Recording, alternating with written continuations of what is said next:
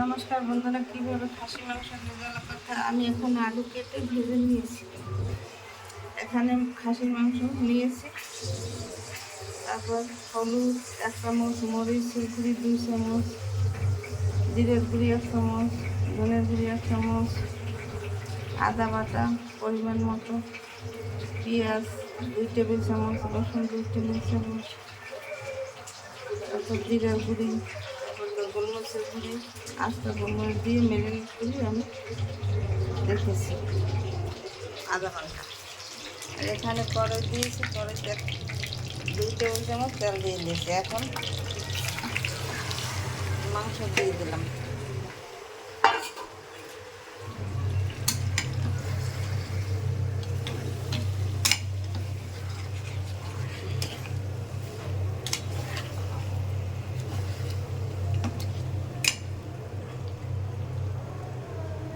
মাংসটা আমি ভেজে নেব। 2 মিনিট পর ফিরে এসছি।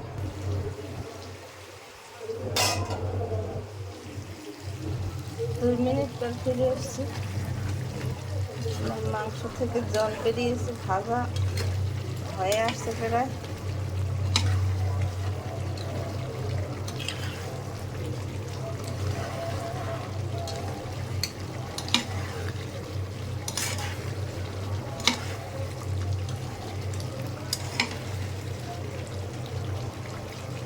আবার 2 মিনিট পর ফিরে আসছি।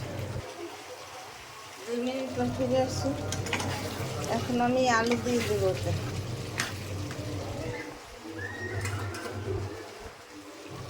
আলু দিয়ে দিলাম।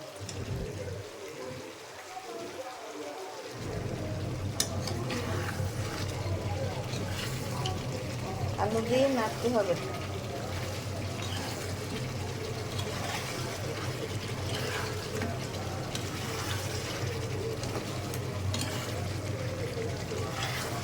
আবার 2 মিনিট পর ফিরে আসছি। 2 মিনিট পর ফিরে এসে আমি মাংস প্রেশার কুকারে দিয়ে জল দিয়ে নিয়েছি পরিমাণ মতো। ঢাকনা দিয়ে ঢেকে দিয়ে দেব।